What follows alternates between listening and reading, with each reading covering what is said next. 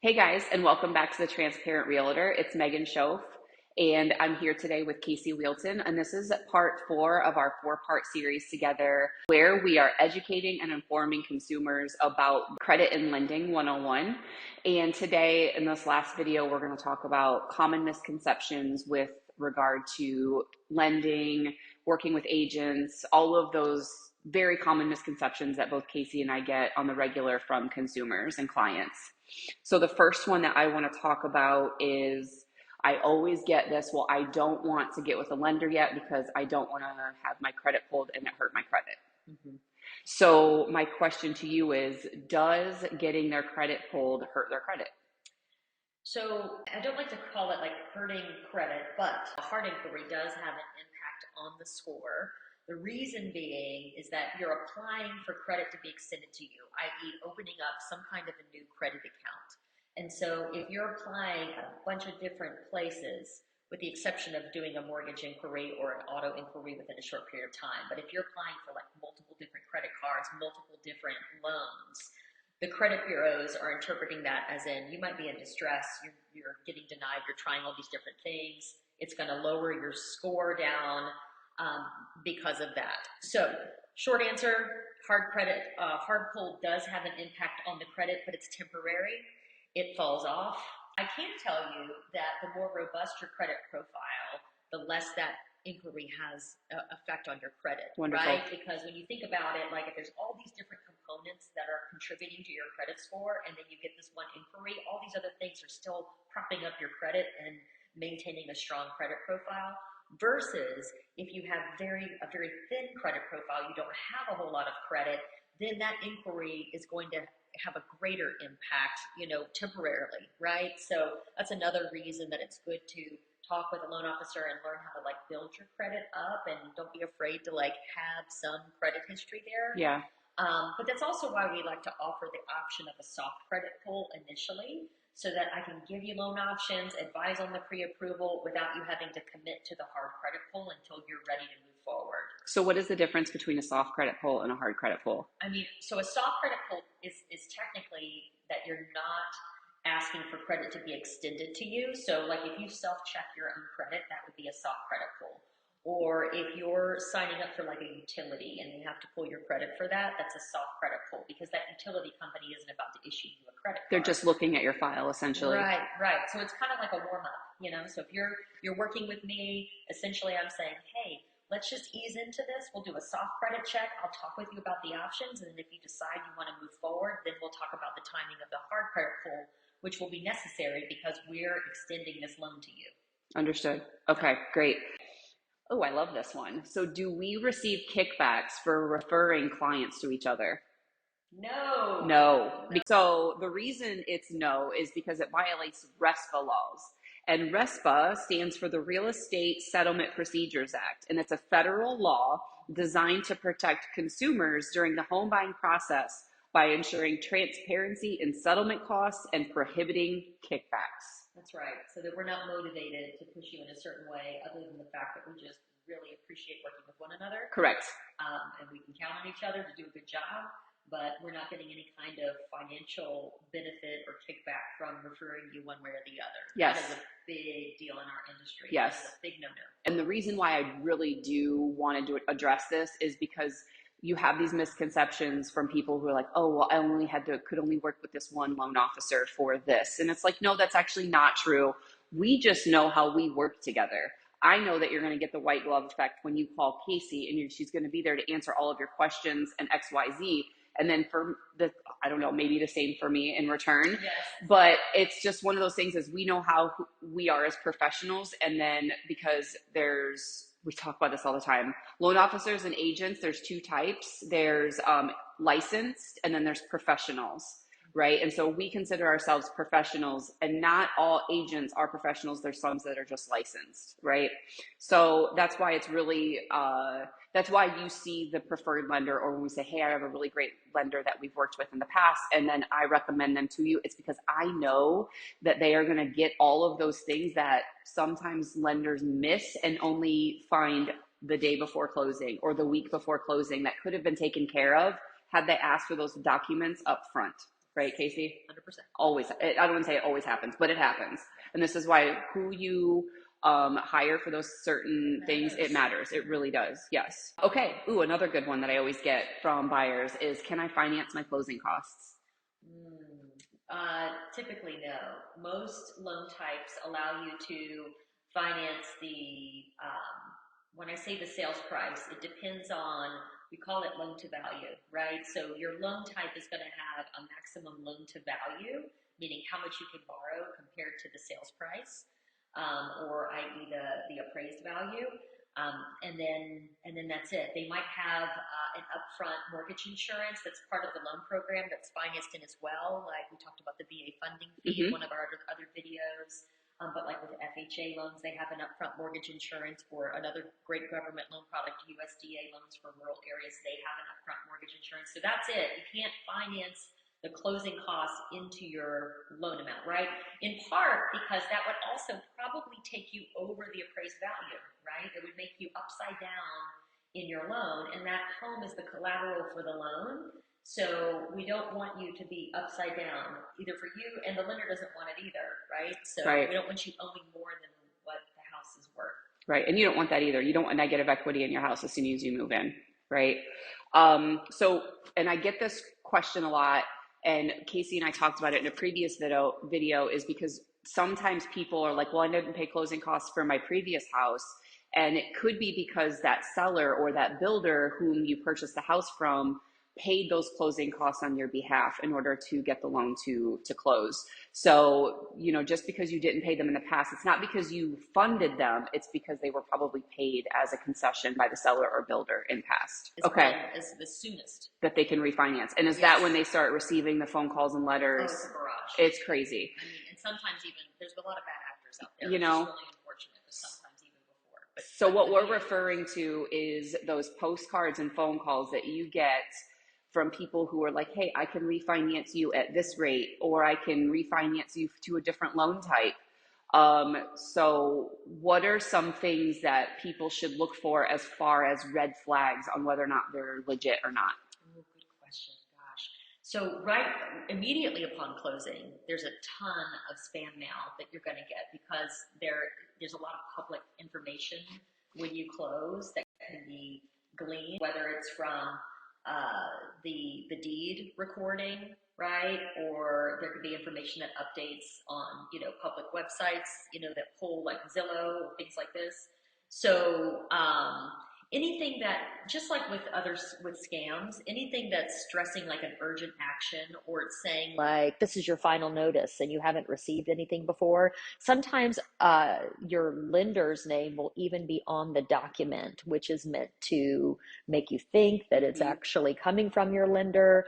But there's a lot of spam that comes across, and then it can continue. It kind of picks up again after 6 months, where you'll get refinance offers, and it'll say that VA is trying to, contact you about your VA benefits or urgent notice. So typically, if it says urgent on it, it's probably this probably goes in the trash. But you can always, I always tell my clients, if you're not sure, take a picture of it, send it to me. I will let you know what it is. But if your lender wants to get in touch with you, you're going to know it's your lender. They have your number. Right. They have your number. That's true.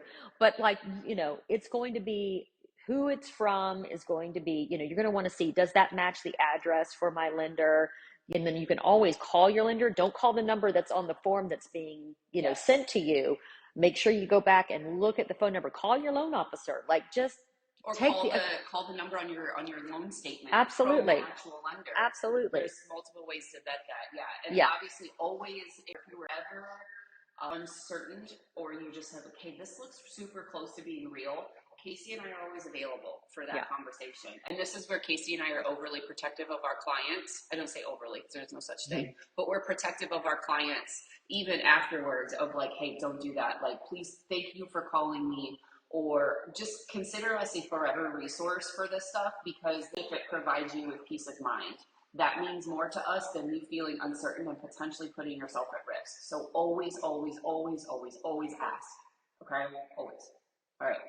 And then the last question that I want to bring up that I get from my VA buyers is, well, I can only use the VA loan once. Yeah.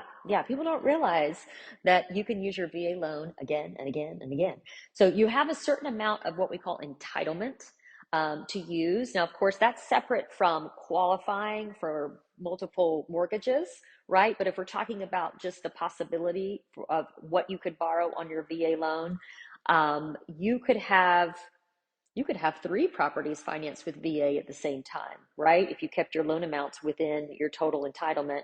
And then the other piece is that once you are, let's say you have two properties financed with your VA loan, it always has to be your primary residence, right? When you're purchasing the home, there's no issue with you turning that property into a rental property later, right? Because VA understands like the nature of your work. Yeah, you're moving around, you may need to rent it. You might want to have passive income. So, that's perfectly fine. It's just your intent when you buy the house is that you're going to live in it. It's your primary residence. So let's say you buy a house in Fayetteville because you're stationed at Fort Bragg, and then you move to another duty station and you buy a primary residence there. And now you're going to a third spot and you're really liking the fact that you've used this amazing VA product and you're renting your properties out and you're getting a nice return because your mortgage payment is less than maybe what you're renting it for, all good stuff. But let's say you're looking at that third property and you're like, man, I'm ready to buy, my family has grown. I want to qualify for, a nice sales price here.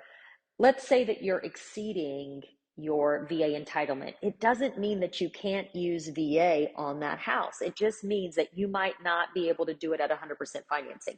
You might have a down payment because you've exceeded your total amount of entitlement used. And the down payment is not a dollar for dollar difference in how much you're exceeding. It's 25% of that difference, right? So the fact that you don't have monthly mortgage insurance, the fact that you may still end up with a lower down payment than what you could do with another loan type, which at that point would be, maybe conventional, maybe FHA, possibly. VA could still be the best product on the table for you, the most cost-effective one, even though you might be doing a down payment in that instance. So can I do simple numbers with you? Because I'm a numbers person. Sure. Okay. So if you have $100,000 over your entitlement, that you're purchasing that property on. Right. Okay, so $100,000 over, they've maxed out their entitlement, and now it's $100,000 over. What, you said 25% of that, so what amount then do they need to put down in a down payment of that 100,000? Right, that would be 25K. 25K. In that instance. Okay. Right, but that would, and that would be exceeding, usually when we're seeing people exceeding their VA entitlement, a lot of times it's even a smaller number than that. I just used 100,000. Yeah, it's an easy. Yeah, it was easy. I appreciate that. Yeah. I'm grateful. Yeah. So 25% of the amount over entitlement is what they would have to put down. Okay, so it's not, that's really awesome, because I know that that's a scary thing for some people. And then again, if you sell one of your properties, and so say you have those three properties, and you're like, you know what, this one is no longer feasible for me, or I don't want to rent in this area, and you want to cash out your equity in that, or basically sell that property, your entitlement then frees up, and now you're only using the entitlement of X of these two houses now. You also have the option one time to do what they call a restoration of your entitlement, where if you were to still own that property, but you refinance, either you paid your mortgage off, right? And you still own the property, or if you refinance into a different product. So let's say house number one, you've built up enough equity now where refinancing it as a conventional loan at 80% loan to value is still a good move for you. You could refinance it and then free up your entitlement as well. VA allows you to do that one time where you're restoring your entitlement while still owning the property and not selling it. So that's another option. Yeah. So let me ask you this. So if you pay off your loan and you still own the property, does that free up your entitlement then? That would be that one-time restoration if you're doing it that way. So even if I just pay it off, okay.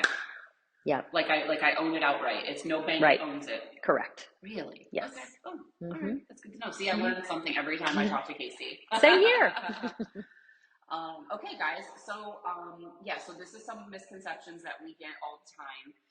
where we felt like we needed to at least clear the air about some of these things, because again, this is the reason why I created this channel, was to remove the mystery from real estate. That's why I call myself a transparent realtor, and to give you guys some information and hopefully empower and educate you to move forward and achieve some goals, man. Let's achieve some goals in home ownership, because home ownership is the fastest way to build wealth. And and I'm not even going to go into statistics. You guys can research that yourself, but it is a really fast and equitable way to build generational wealth. So if you guys have any questions, or you guys want to see more content, or have any questions for me and Casey, please feel free to comment or reach out to us. We would love to be a resource for you always. And if you find my content to be informational and you think beneficial to somebody else, please go ahead and share my content with them. And as always, like and subscribe. It means the world to me. And just know that I'm always here for you. Even if you're in Alaska, Hawaii, Italy, wherever, and you have a question about real estate, consider me a resource for you. I nerd out on real estate. I find it to be so fascinating because it's dynamic and it's different, and it requires problem solving skills, which keeps me on my toes. And I love it. And I also like helping people just achieve goals. That's one of the reasons why Casey and I are both still in this business, is the helping people basic. You're helping somebody get a house. You're helping somebody with the shelter over their head. And that is so gratifying when it comes to just being a resource for people. We talk about all the time how that's like our favorite part of our job, is genuinely helping people. So again, if you have any questions, please feel free to reach out. I'm Megan Shope, the Transparent Realtor, here with Casey Whealton. As always, real estate, real talk, transparent guidance. We'll see you next time, guys.